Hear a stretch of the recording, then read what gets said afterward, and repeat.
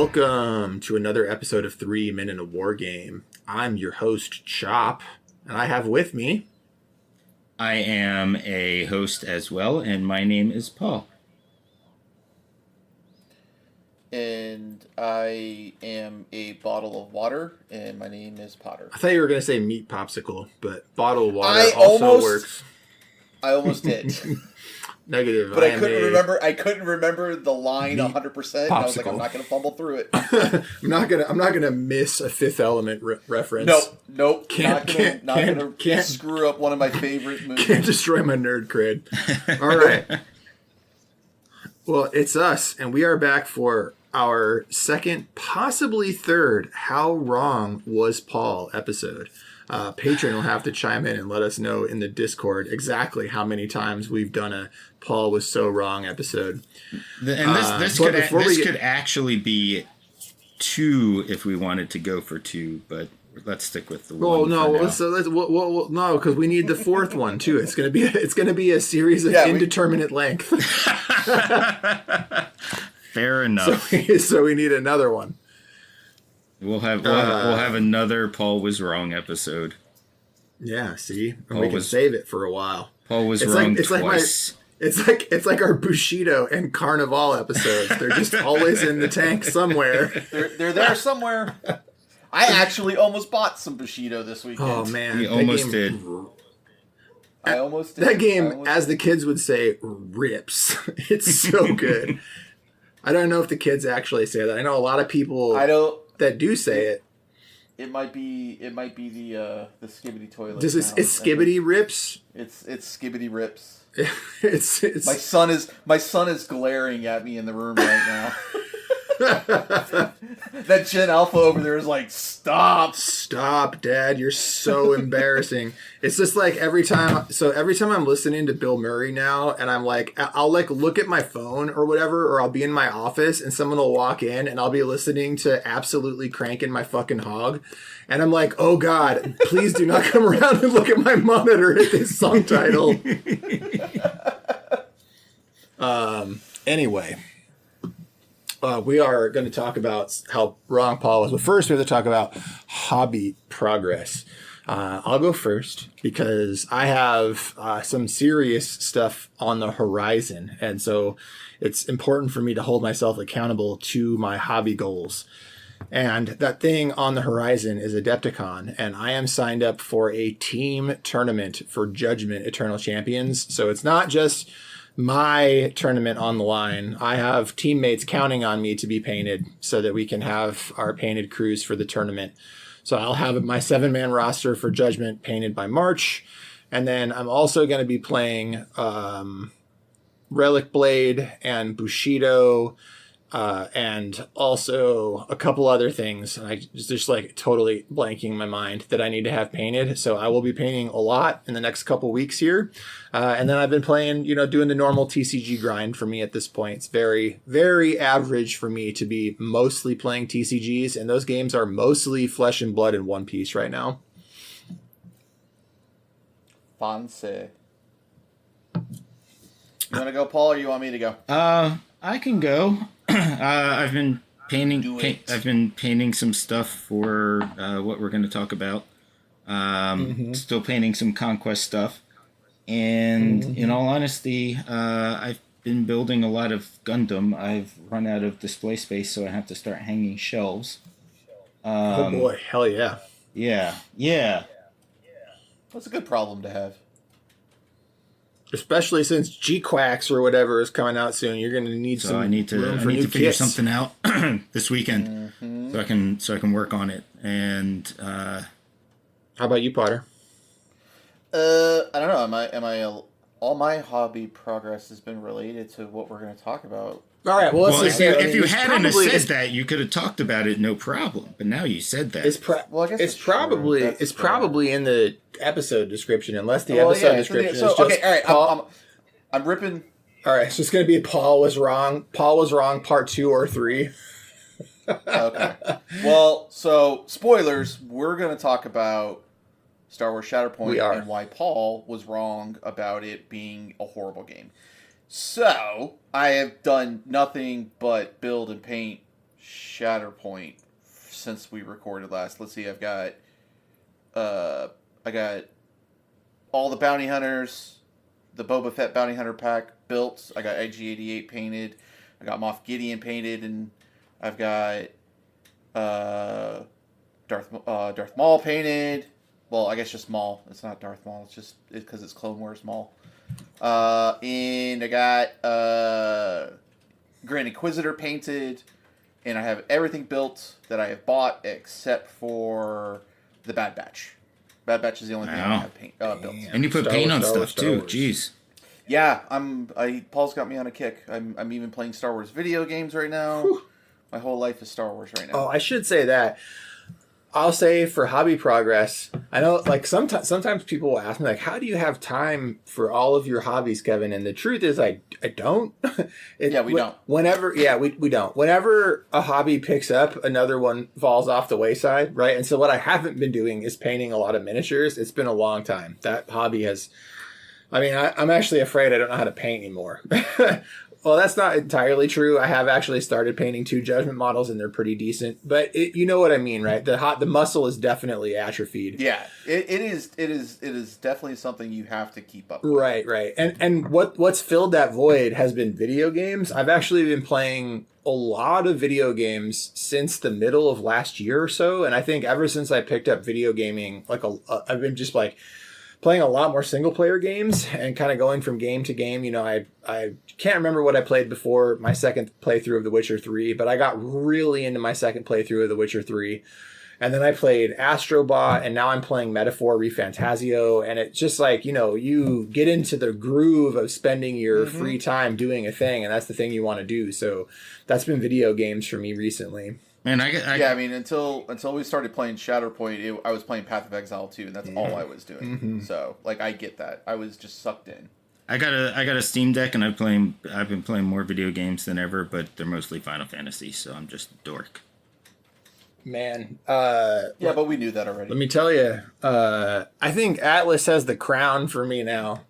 Like, I didn't ever think I would respect a company more than like mid 90s to early 2000s Squaresoft, but I think current Atlas might be the greatest Japanese role-playing developer in the history of video games. Just gonna throw that out there.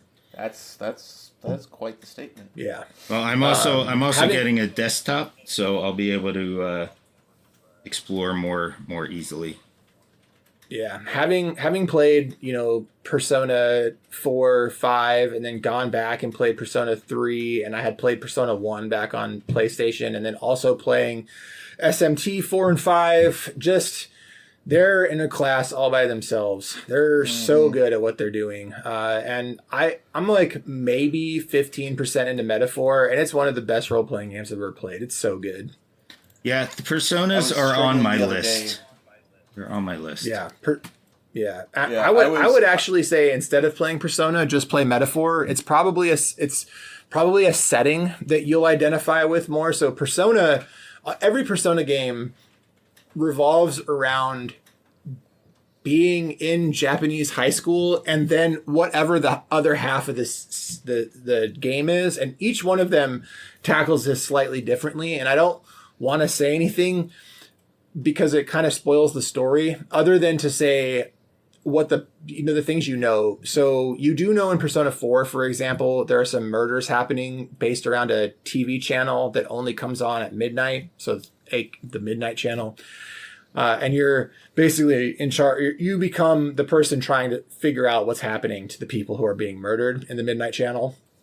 And each Persona game has kind of its own hook and thing like that. And so you're doing that thing, and then you're also attending school and forging your social links with your schoolmates, and then those are the people who go into the dungeons with you during the other half of the game. And so Metaphor flips that, and it uses a very similar structure in how time passes and the flow of the game, but it's set in a fantasy setting.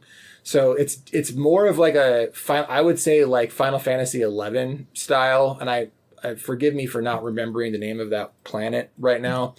But that's the Final Fantasy Tactics. Vana'diel. Sure. Yeah. Is that where Final Fantasy 14 stuff is too? Yeah. It's the Final Fantasy 11 game is Vana'diel. But 14's on a different world. Well, but I don't anyway, remember. it's that style. You It know what I was- mean? Yeah. Like the highly politically charged. The game centers around the assassination of the king of the nation as the first cutscene as you load the disc. And you get to see the person who kills the king. Like, it's not like the assassin in white. You don't not know what's happening. You see the guy that does the thing. Sure. So it's really cool. And the flow is really great. And I just think the setting would do better for you. All right. I will take a look at that. Yeah, it's great. It's so good. But also, Persona 5 is probably one of the best RPGs I've ever played. Persona 5 is a masterpiece for sure. I was struggling the other day. I was like, oh, I want to play something, and I was going through Game Pass, and I completely forgot they put Persona 3 on it, so I got to download it now. Nice. Yeah, I the need to start redo playing the that. redo of the reload or whatever Persona 3 is really good. But yeah, Yeah, that's the one that's on Game Pass. It's the remake. Persona 4, 5, and Metaphor ReFantazio are essentially as good if you think about like Final Fantasy 6, 9, 10, right? Like that's like the kind of quality that you're looking at with these games. They're just off the charts good. All right. Well, I'm down with that. Anyway, we should talk about our main topic instead of just talking about video games and how much of an Atlas fanboy I am at this point. Specifically Team Zero. Anyway, or Studio Zero, doesn't matter. Yeah, but I'm not Paul, wrong about you video were- games, so we can keep talking about that. Well, you're... Nope. We need to get on to what you're wrong about. We do. So we need to talk about Shatterpoint. So we did an episode about Shatterpoint a while back, and Potter and I were, I mean, quite frankly, gushing over the mechanics. And Paul was kind of, if I remember correctly, Paul was kind of like, meh, MCP, meh. Yep. Yeah, So that was the mood. It wasn't the mechanics that made me say MCP. It was the fact that it still felt too similar. Sure. It just felt like it lived in that same space for me, and that was my And for real me, problem. and none of my trying to tell you it wasn't helped, but That is true. why? Let's go over a couple. Like, tell me in your own words one of the main reasons you think you were wrong about it. One of the main reasons why I think I was wrong about it is because I really didn't like the idea of the struggle tracker. I thought it was maybe a little too hokey, like a hey, we're doing this to stand out and be special, so we came up with this wacky idea. Like it genuinely felt like it was more of a gimmick than anything else. But boy, was I wrong. Turns out that struggle tracker is like the heartbeat of the game. You want to talk about why that is? So one of the reasons why I think it's the heartbeat of the game is because it actually gives you visual representation of the pace of the game, right? Like every game you can talk about the pace and who's on the front foot, who's on the back foot. But they've made you actually visualize it turn by turn. So not even round by round, but turn by turn, you can visually see the momentum of the game change. Yep. As long as you play it correctly. Not like Paul and I the other day. were you misplaying a little bit? Yeah, we were forgetting to put momentum down when it landed on 0. Yeah. So the game went. The struggle one was forever. Well, we probably went maybe 3 extra actions, so it wasn't that bad. All right. But yeah, so that I think that's one of my biggest things. Can I give you one of the things that I think I was on board with and I was right about? Yeah. I was on board with the wound system. Oh, so good. It's like the perfect natural extension of how And I think they did MCP and they were like, yeah, this is great. And then they realized there was a better way to do the thing they were trying to do. And that's what they did in Shatterpoint. At least that's my belief. I agree. I think what it does is it most importantly allows you to play with your toys. Mm-hmm. Yeah, right. It really does. And talk about why that is, if you don't mind. And well, the reason why is because you have your models take their damage. When they get enough damage, they're injured or wounded, and then they can become injured. But they're not out of the game until they have enough injured tokens that match their. I don't know. I think that's officially called resilience or something along those lines. So and when that's filled up, they still get another turn. Like it has to be filled at the end of their turn. Right. They have that one last gas before they leave the table. And, right. And the way that has manifested for me in the games that I've played of Shatterpoint, it's that this is a game where there is a lot of combat, but there is not a lot of model removal. Like you're not correct. I don't think that you're going to be tabling people very often at all. Like it's just not going to happen. I have taken buckets of dice into, like, when I was playing Maul. Maul can get like 9-10 dice on an attack, which is a large amount for this game, and I can just barely put a dent into somebody. Like you're just not killing things, and yeah, like Paul said, it just allows you to play with your toys. You're not going to table people. And it's not even that you're not killing stuff, right? Like you are taking models out, right? But you're not taking them off the table. No, and not in single activations, right? Like there's just no alpha striking. But what you can do is make models so that they can't score the points. Right. And correct. for people who aren't familiar with how this game works, there's the struggle that we're talking about, which is like basically who's winning the current sort of game round. But in any given struggle, only X amount of objectives are actually scoring, and the struggle changes throughout the game. And there are multiple kinds of decks that change how this mechanic works too. But in essence, you're going to have there could be, for example, 6 points that are scorable on the map, but during a specific struggle, only 1, 2, or 3 of them are going to be scoring, which forces combat into a specific area of the board.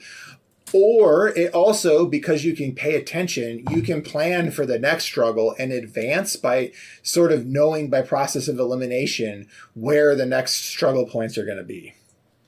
Yes, and I always get to that point where it's getting close, and I'm like, all right, I'm going to win or lose this first struggle. Let me start spreading myself back out to be able to try and set myself up for that next one. Right, and this game is a lot more about tactics than strategy. Like strategy is good and it gets you a long way, but being a heads up tactician is a lot more important, and understanding when to cut your losses and understanding where your positions of strength and weakness on the board are. And so if that's the kind of game I think that you're looking for, then Shatterpoint is probably the ideal game for you.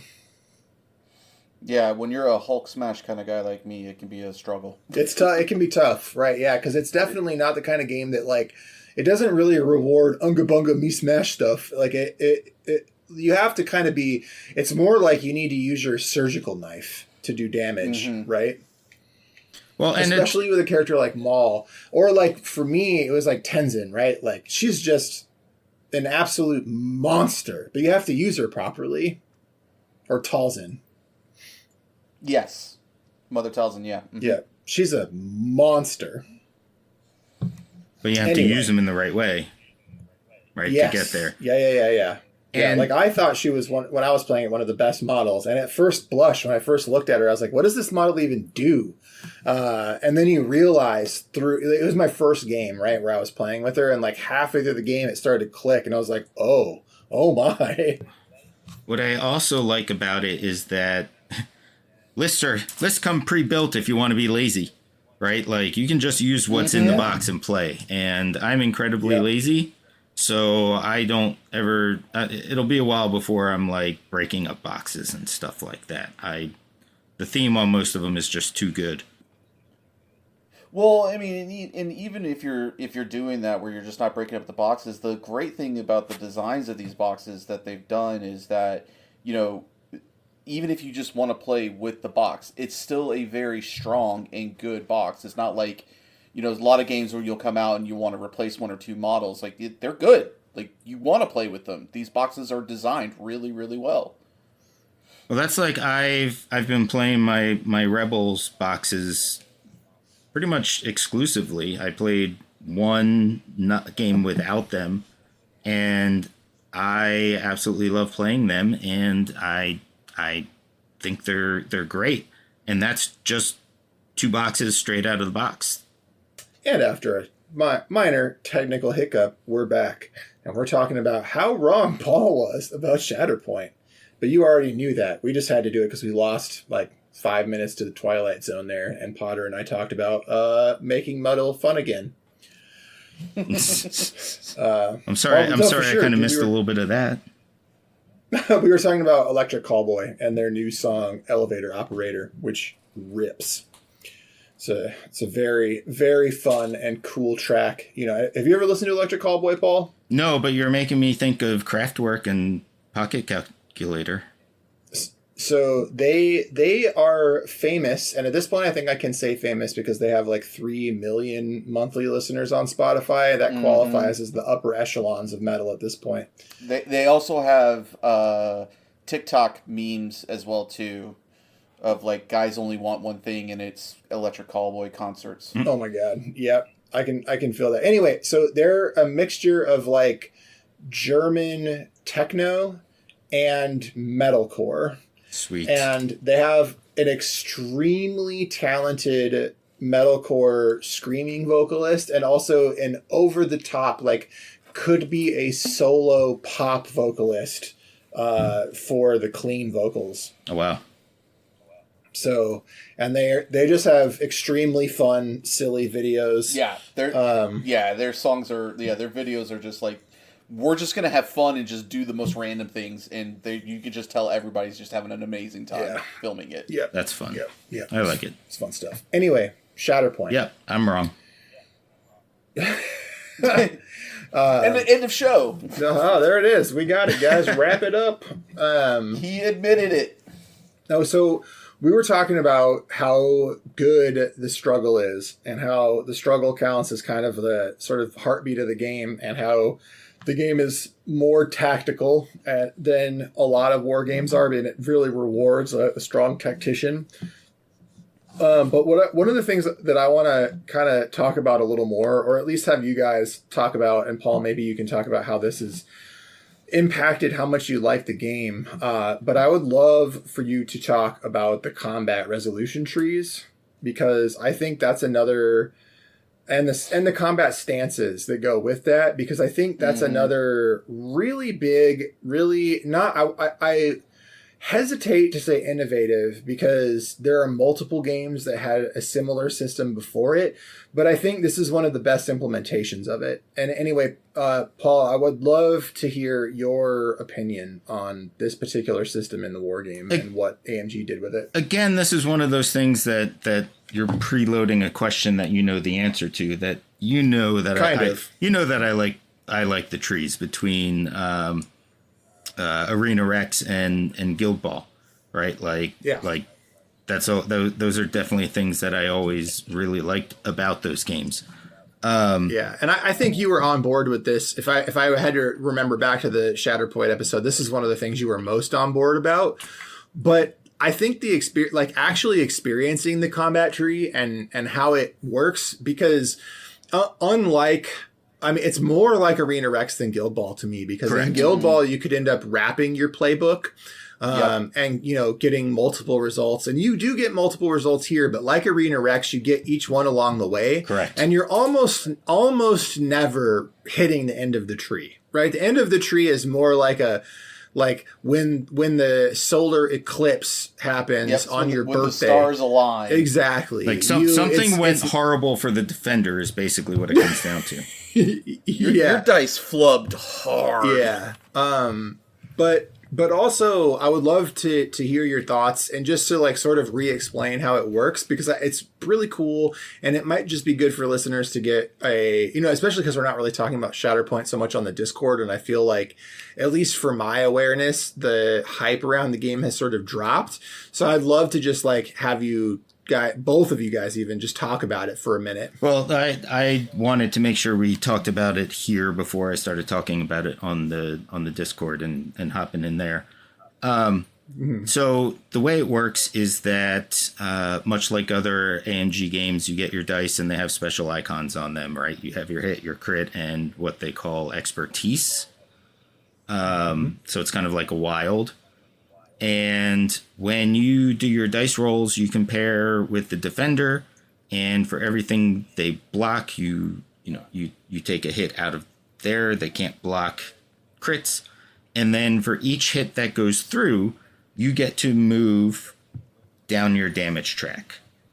So if you get 2 successes, you get your first hit on the damage track, and you get the second hit of the damage track. And what's really cool about it is that the damage tracks branch, right? So you can look at it and you can go, okay, I'm going to do 2 damage on my first one, right? But for my second one, I could do a damage and make them not be able to move, which is called pinned. Or I could pick the other one and it might, give a damage and allow me to push them. Or allow you to jump back or heal. Right. Or any number of these different things. Right. And you can choose which path you take as you're going down your tree that benefits you the most.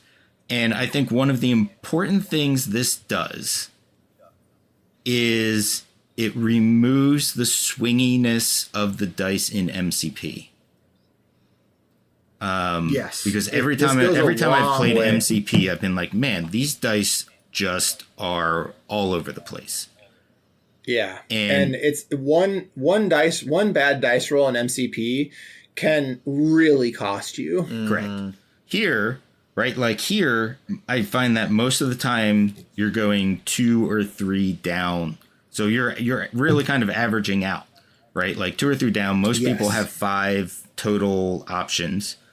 And, so 3 is still good. That still gives you a lot of options, gives you damage and probably conditions to put out. And, you might end up with some options. Sometimes you can pick your path right from the first hit, where there might be 2 ways to get in from your first hit. So that's always been one of my favorite things. That was one of my favorite things about Guild Ball. One of the things that I always loved about Arena Rex. And so I think it works really well here. And like I said, I think the biggest thing is that it doesn't create wild swings of the dice. For the most part, even if there is a wild swing of the dice, you're still not going to get to all 5. Now, don't get me wrong. I've had people, and I've gotten to, the full playbook. And it can be devastating. But again, the nice thing is, even if you get devastated that way, you're still getting to play with your toys, right? And yeah, and that model's probably right back in it the following turn. As the next time you draw their card, they're back in it, right? Or if you draw a Shatterpoint card, so once they go, they are back. And it allows, like you said, it's a lot more strategy based, right? Or do you say tactical based? I forget which one you said. It's more tactical, yeah. It's more tactical, right? So it's a very objective. If you think about it, strategy is more long term, right? And tactical is more the decisions you make from moment to moment are what matter more. All right, I like that. That's helpful, and it is very tactical then that way, because you move that momentum token every turn. Right. Yep, so no matter what. If it's my turn, no matter I get to move it for all the objectives I control. On Chris's turn, he gets to move it for the objectives that he controls. So it's going back and forth, right? So you have to think about that turn and how you can maximize it to either, take an objective back, to take a new objective, possibly defend one that you see that your opponent could possibly take from you on their next turn. And I think, and then in the later, sorry to cut you off, but even like in the later struggles, you got to prioritize it even more so, because every turn on some of these struggles, like struggle 2, struggle 3, sometimes one of those points are potentially worth double points. Yep. And it changes every turn. Every time somebody activates a new model, you're rolling for the dice. Is it staying there? Is it not staying there? So now you even got to trying to figure that out as well too. On what you want to play and where you want to put things and how you want to do things. It's adding another level of depth later on in the game. Yep. And one of the things that comes along with that, and I've heard some people complain that the game isn't killy enough. Which clearly, as I've said, I like playing with my toys. I fully disagree with. And I think one of the reasons why they say that is that the models that are, for lack of better terms, easier terms, the models that are down can still be interacted with, right? And that's very different from MCP, where they're just done, right? Like you can't touch them. They can't be moved. They can't have any damage. They can't be whatever. Nothing can happen to them. That's not true in Shatterpoint. So if I'm playing the Rebels and Kanan has an ability where at the beginning of his activation, another model can advance, even if that model is down, they can still advance, right? So what this game thematically is really doing is it's putting you out there with the heroes that you would see in the Clone Wars cartoon or the Rebels cartoon, I guess even Mandalorian, right? Like, you're guys that no matter how much adversity they're facing, they're going to fight through it. Yeah, and that's the other... I was going to say, the thing about a really killy game is that, like, that's not very... If you think about Star Wars as a franchise, there's not a whole lot of, like, danger of character death. Right. Right? Like, outside of Stormtroopers, yeah. A lot of characters dying in A Song of Ice and Fire. Sure. Mm-hmm. Like, it's right. You're on theme. A lot of things dying in 40K. It's the Grimdark, baby. Shit's gonna die. Mm-hmm. But, like, if you're thinking about Star Wars, though, like, your favorite characters aren't, like, leaving the mortal coil. They're coming back. They're licking their wounds. They're hiding behind crates. They're not actually dying. And I think that the ethos of that is represented very well in how hardy the models in Shatterpoint are. And it goes a lot more toward, like, the Clone Wars and Rebels are just really good examples of thinking about how the battles play out in those games. It's always the, like, haha, I'll see you next time kind of, Saturday morning cartoon vibe. And it's really well captured in Shatterpoint. And it's captured in a way where it doesn't feel cheap. Like, it doesn't feel like a gimmick. It just feels like a hard-fought battle between two forces that are going after each other, but not necessarily ultra killy and ultra fat. Like, I don't know. I just really like the pacing and the way that the flow of the game works, and that you are generally getting to play with your toys for the entire game. Here's one of the ways I see that, Chops, is I kind of relate it to Final Girl, where it's like, Maul is down. I'm going to not worry for him now, but then, like, the camera pans back over and his hand twitches, so he's going to be back. Yeah, definitely.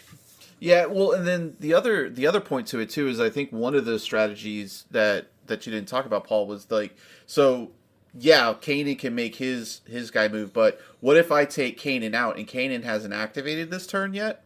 Now, when you flip Kanan's card, you heal him back to where it was, and now he's got the wound marker on him. So what I can do is if I know that Kanan still hasn't activated this turn, I can, as an opponent, I can interact with Kanan and still push and shove him off objectives and things like that to get him away, to make it much more harder for him to come back with that model and try to reclaim that objective, or push him off in whatever I need to do. Like, Yeah, if he's up if he's up top, I can push him off. Right, you're trying to force your opponent into bad choices.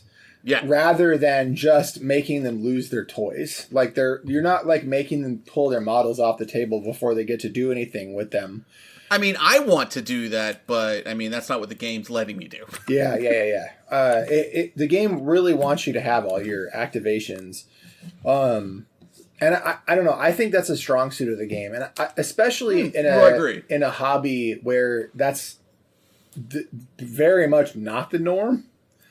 Well, I mean, if you look at it too, I mean, your average size of a crew is probably somewhere around 3.5 models, because you've got one leader, you've got one secondary model, and then you've got support models, and support models sometimes are two models, or it's one model. Like Fifth Brother is one model on himself; he's a support model. Yeah. But the Mandalorian Super Commandos are two models. Right. So when you're only taking 7 models, you want them to stick around for the whole game. You want to play with your toys. Exactly. Yeah. That's right. Because that's a strike. It's a strike team is like 2.5 to 3 model, or 3.5 to 4 models.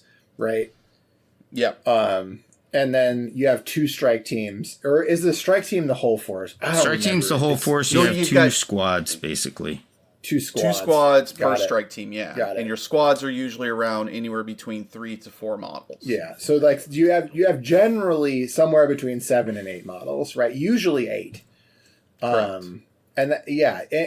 I think having all 8, because of the way the struggles work too, if models were leaving fast, it could make the end game very stale, because you just wouldn't have enough time to get to the objectives that were turned on if each of you only had a couple models on the table. But it would slow things down too, because you just don't have enough models to take objectives as well too. Right. And then when you've got models like Fifth Brother, Ezra Bridger, Gideon, who are able to just go, basically, if it's a tie, hey, I automatically win, and then you've got those guys canceling each other out. It's just, it would become it would just be a pain in the ass towards the end of the game. Mm-hmm. And the other similarity to Guild Ball, and I think this is a good time to bring this up, is that the game is very, very push heavy, right? Because you're not killing people to get them off of the objectives.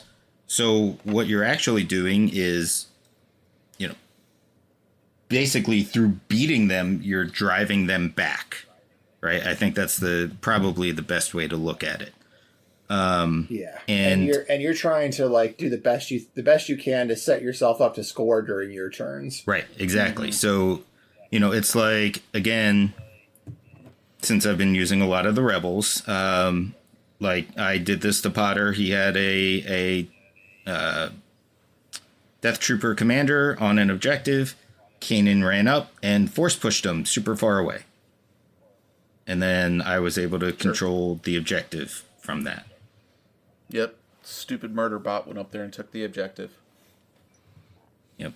All right. So Paul, give me another thing where you may have initially may have like turned you away from the game, but now that you've played it, you've, kind of leaned further into it, or just something that like was really refreshing that maybe you didn't expect it to be. Oh, I got an easy answer for this one. And that is 100%, everything being icon based.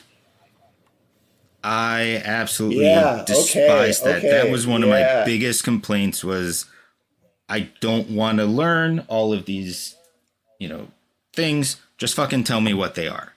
Right? That's what I wanted. Just tell me what they are. It's again, like the struggle tracker. It's like I'm being, I guess it's not, but it's, we're being lazy because this allows us to,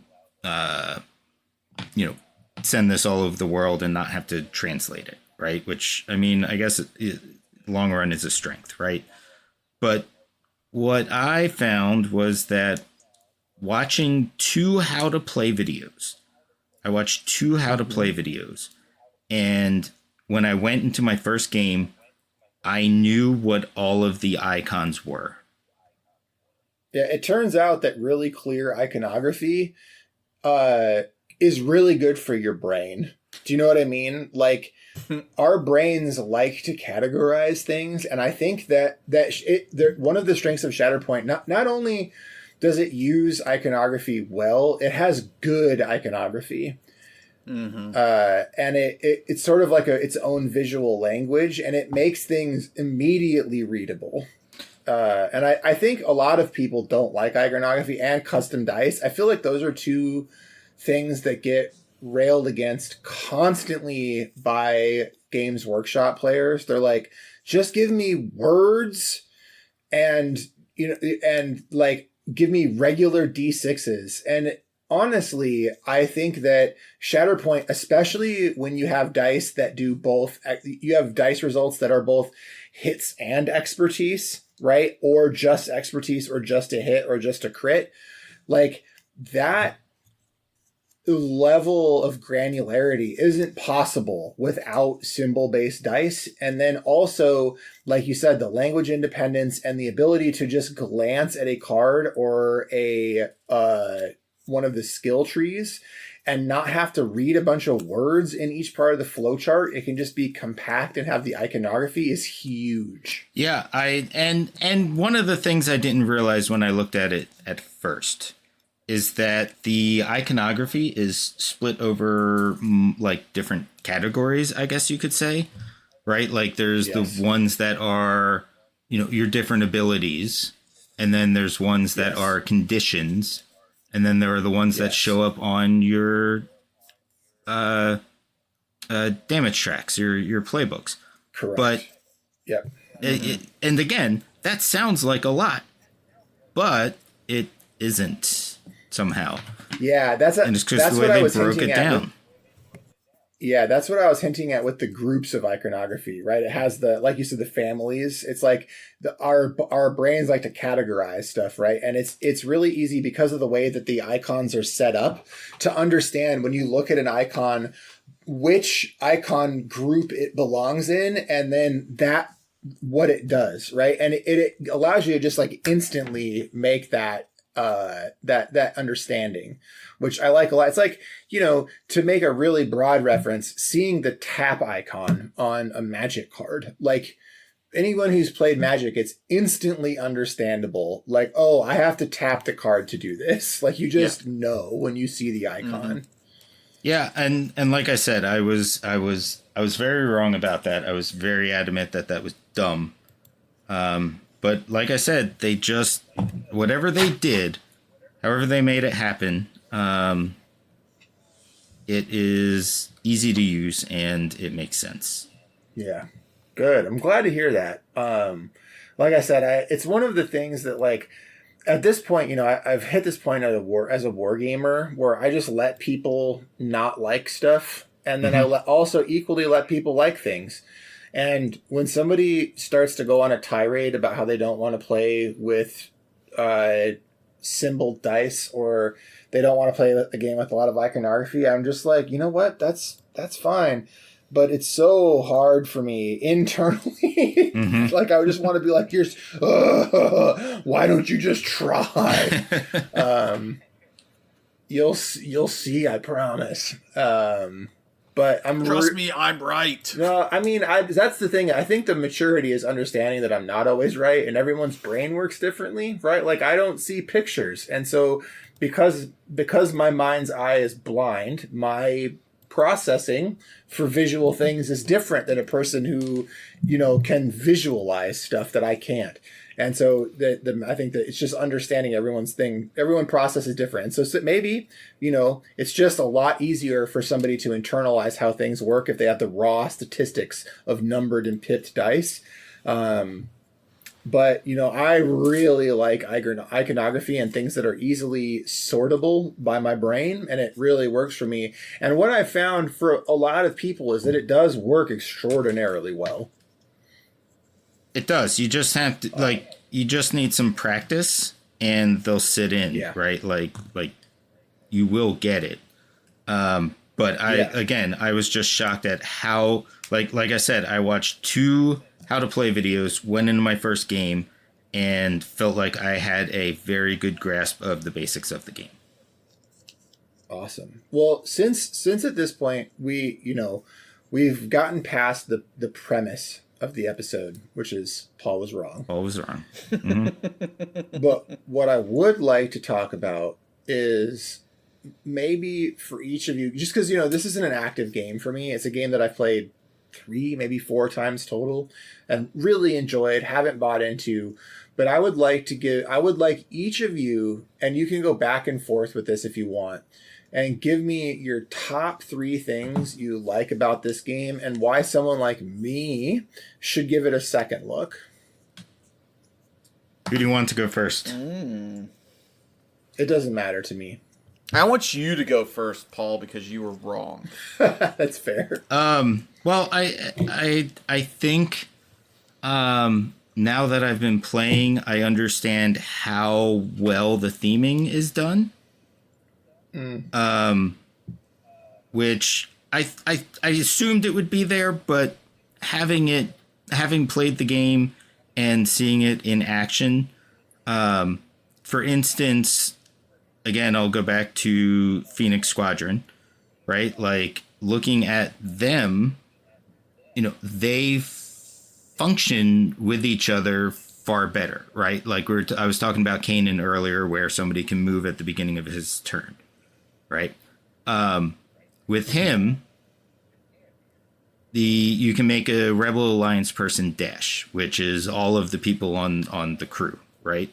But if they're actually from the Spectre crew, Kanan can dash as well.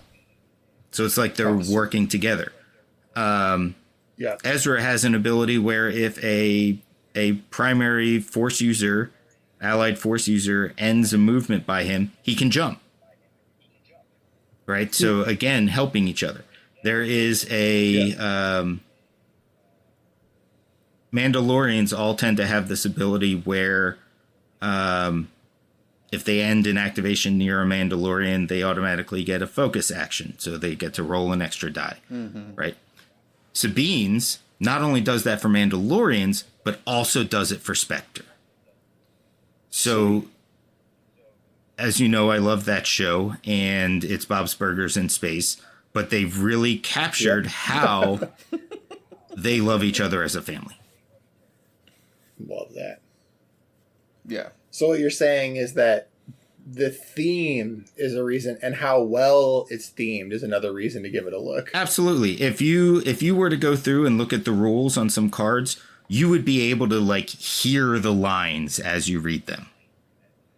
I love that. Like Han Solo has the "We're all fine here, how are you?" as one of his abilities. Gideon's got an ability called "Assume I Know Everything." Oh, I love that. Or "Assume I Already Know Everything." And I'm assuming Krennic's coming out this year, and I'm assuming he's going to have one that says "Release the Garrison." And I was hoping that Never Tell Me the Odds was going to be what was on the card. But they have multiple models. Grief Kaga has one that says "Do the magic hand thingy." Oh my god. Leia's got one that says "Down the garbage chute, flyboy." Perfect. Yeah, so the that. theming is there. They nailed it.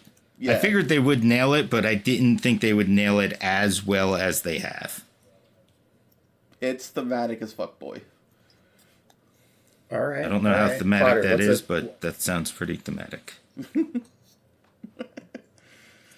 For me, I think the reason why I am enjoying it so much is it feels like it's all of the things that I have really enjoyed about a lot of the skirmish games that I've played over the years. So, a lot of objective control, like we've talked about, so it gives me strong Malifaux feels for that. In thematic crews, again, Malifaux feels there. I get to buff and do other things with my crews and build those synergies, which is very War Machine for me. Yeah. and then like again, I'd get my Guild Ball feels with the damage track. So it's a lot of my favorite things about a lot of my favorite games that's put into one. I mean, even with the struggle tracker, it kind of gives me a little bit of a Song of Ice and Fire feel with the off table play that you did with the non-player, non-combatant characters. I mean, not to that that it was the same, but it's another thing that I'm doing outside of the game, kind of thing. So that's I think what has pulled me into it so much outside of it just being it's Star Wars and I love Star Wars. Is that it's just like it's a lot of the combination of my favorite things. Hell yeah. To me, it sounds like, it's it hits a lot of the sweet spots that both Malifaux and War Machine hit, right? I think the DNA from War Machine and probably some inspiration from Malifaux both come into it. That's really cool. Yeah, I mean, in like outside of Marvel, like it does have a lot of those feels with MCP.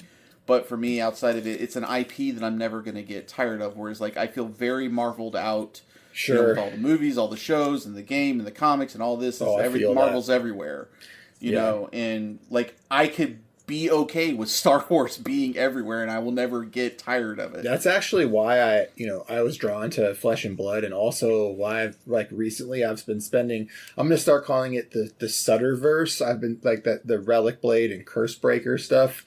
Because it's just like such a fresh breath of air out of all of the like intellectual property based stuff. But you know me, I do love me some Star Wars. So yeah, it's a strong IP hook. Mm-hmm. And as you said, also like it's kind of like one of those things where they've taken a lot of the best parts of war games that have come before it and built something better over the top of the all of these different they've taken all of these different really good parts of war games and put them together into a really beautiful collage of a Star Wars war game, which is hard to do. Like that's a very tough challenge.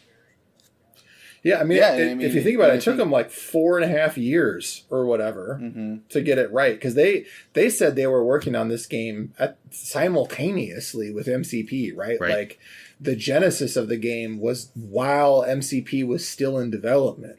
Yep. So they just had been holding on to it.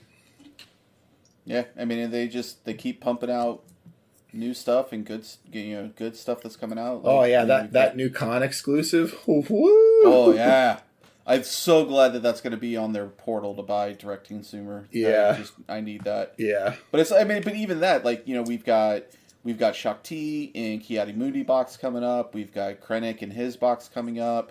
Well, I'm calling that Ahsoka Vader box the "Why haven't you watched Rebels" box. And by that I mean, if you look at this and you don't understand what's happening, why haven't you watched Rebels? What the hell is wrong with you? Yeah, I'm excited because we're getting Rogue One. We're getting Rogue One boxes, and that is like my top 3 of Star Wars movies. So I'm just excited to get all that. They're very high. Better be a fucking ability or whatever. Dude, they've got Iden Verso and her crew in it, so like they're even pulling stuff from video games. It's just, yeah, it's fantastic. I'm like, I can't wait to get a Cal Kestis box. Well, like Iden is such like a strong character in the Spark of Rebellion set for Star Wars Unlimited too, right? Mm-hmm. It's really cool. Yep. So I have a number 2 for you, chaps. Oh yeah, give me a number 2. I mean, give me your second pick. I don't. Yeah, I was about to say. Yeah, I was like phrasing. Oh yeah, yeah. My second pick is that the game plays really fast, so it actually ends up being a very exciting game.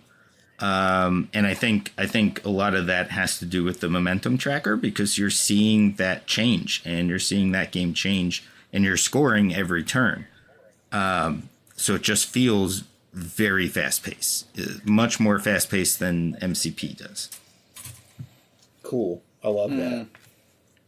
I like that. This again is why I like Relic Blade so much because you can, I'm going to keep saying it because I feel like it's an underappreciated gem of a war game, but you can play a whole game inside of 40 minutes and it feels it doesn't, it like both feels like you've had a full game experience and doesn't outweigh its welcome, I'm just trying to relate this, right? Like in a way that I understand, but it sounds like this does a similar thing, right? Like it doesn't necessarily matter how long the game takes. It feels fast paced while you're playing it. Right. Exactly.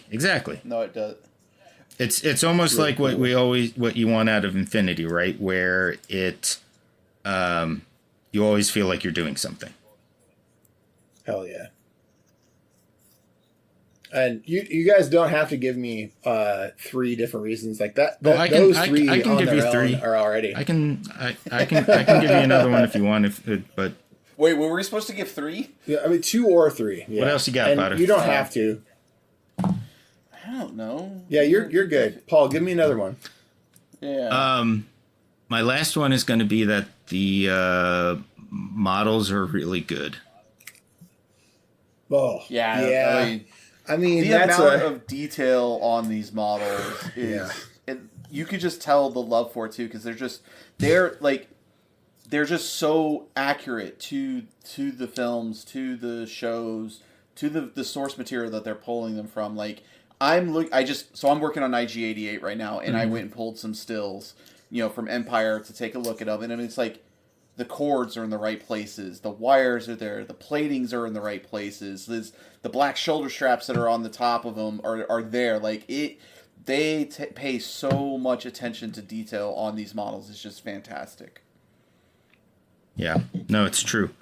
the posing's really great too. Every time I see an MCP model, I just love how dynamic the poses are.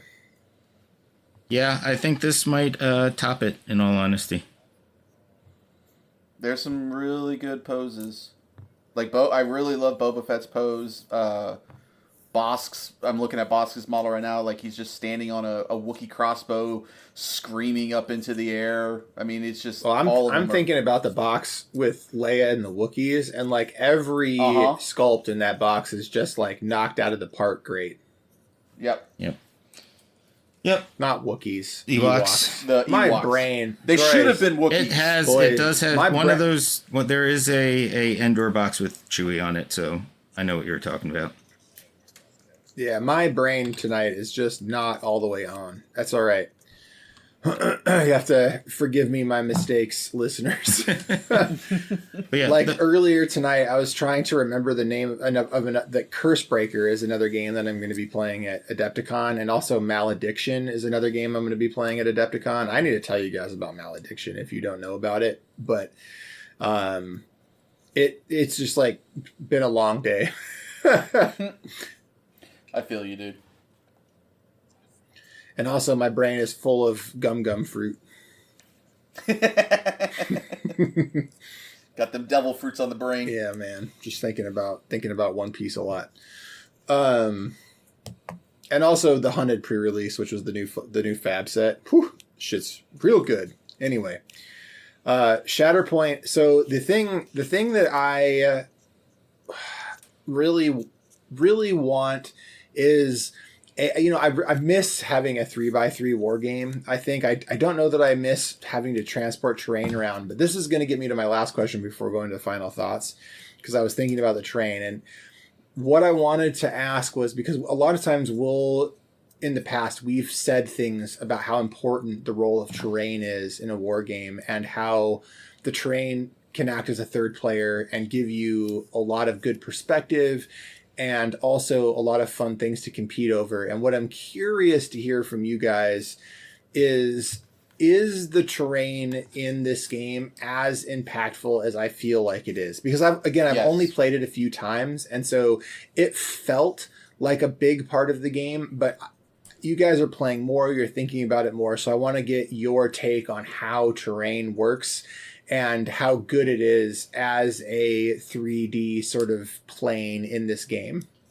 Yeah, I mean, to me, terrain is the third player in the game. It's they've done such a good job with the rules of the verticality of it, because terrain even comes into play when you're claiming objectives, because if that objective is on top of a building, on top of a crate or whatever, whoever's on top of that has it gets the priority for claiming that objective versus everybody that's lower. So like they've even taken into consideration of how terrain's going to impact objective taking.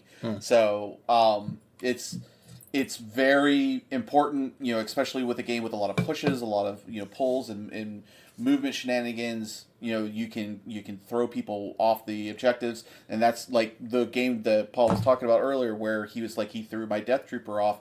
I was able to maneuver, bring a model around so I could contest the model or the objective, and then was able to push Chopper off, so that way I got control of the objective because it was Fifth Brother, and Fifth Brother goes, hey, if it's a tie, I win. And so because of that, I was able to claim that objective and win the third struggle and win the game because of the verticality of it. Otherwise, Chopper would have, if he stayed there, he would have got to claim it because he got priority. So it's definitely impactful on how you play the game. So, and the other thing too that they recommend is that you lay out your objectives before placing terrain. And the reason why you want to do that is so this way, as you're putting out your terrain, you can make sure you have objectives at different heights, at different elevations on the table. And it's a great way to do it because it just makes for more interesting gaming. And there's some models that have bigger bases, they can't fit everywhere.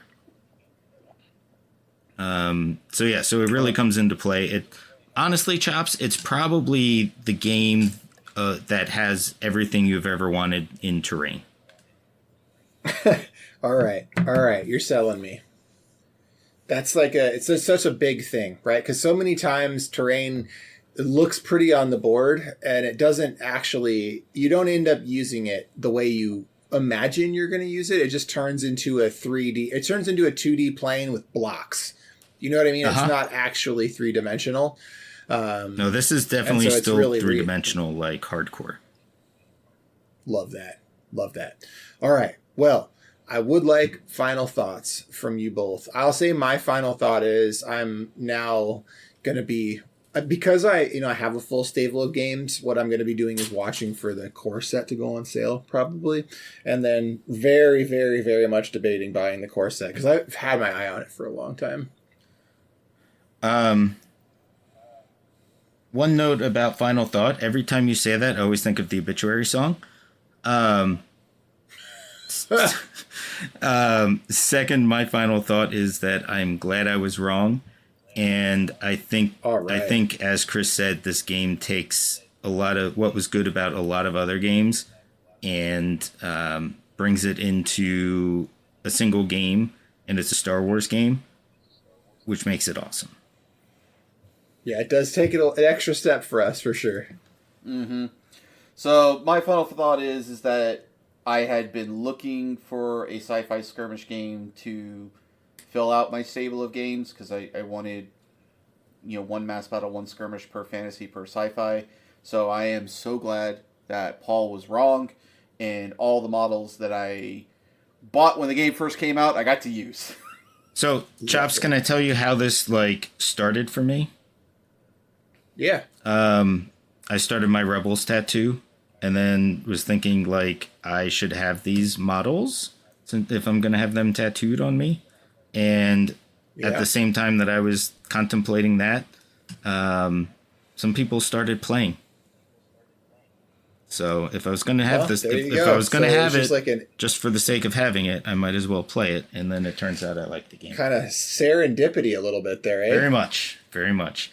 And what I found out was that the community was basically in that phase where everybody knew that if a couple MCP people started playing it, it would catch on, but nobody was taking that jump. And somebody took that jump right around the same time that I was thinking I should really pick up 2 boxes of models. Amazing. Thanks, friend of the show, Jim. Well, awesome. It was Jim. Love that. He was one of them. He was one of them. Yep. Him and Dave and Jesse, I think, were the 3 that really got it pushing. Love that. All right. Well, thank you to our patrons. You guys are amazing. And I'll just, since it's this far into the episode, I'll thank you guys for your patience and always hanging out in the Discord and hanging out with us through all of the different stuff that the show's gone through over the years and always being around. And that's another plug for the Discord. It's always a good place to hang out. We have a really good, there's a really good Raleigh contingent. There's a really good Madison contingent. And then there's a really good not Raleigh or Madison contingent, right? Like we have like these really good groups of people that all hang out together. There are impromptu games of Magic the Gathering Commander that happen. There are impromptu paint nights, lots of fun stuff, lots of channels for every war game you could think of. And, well, maybe not everyone that you could think of, but most of them. So come join the Discord. So Chops, Yo. Would you say that you might have been hearing that this may be one of the best Discords out there? I mean, I think so, but like I'm in there moderating it every day. Yeah, you are. As somebody that's in there less, I've heard that multiple times. Yeah, I'm in a lot of Discords, and it's definitely my favorite. I'm biased though, so anyway, consider coming and checking it out because it's a really friendly and fun place. If you like to spend money or play Balatro, especially right now, there's like a lot of that. There's so much of that going on right now. So much of the Bazaar and Balatro. Anyway, back to the thing. Static in the as a city, amazing. Thank you for the intro and outro music. And we miss you, Chris. Check us out. Skelly. Oh man. Yeah. Sorry to bum it out. Oh no, you're good. I'm just gonna no. We're gonna hold on to that and say yes. And then, follow us on social medias, and that'll be it. Bye.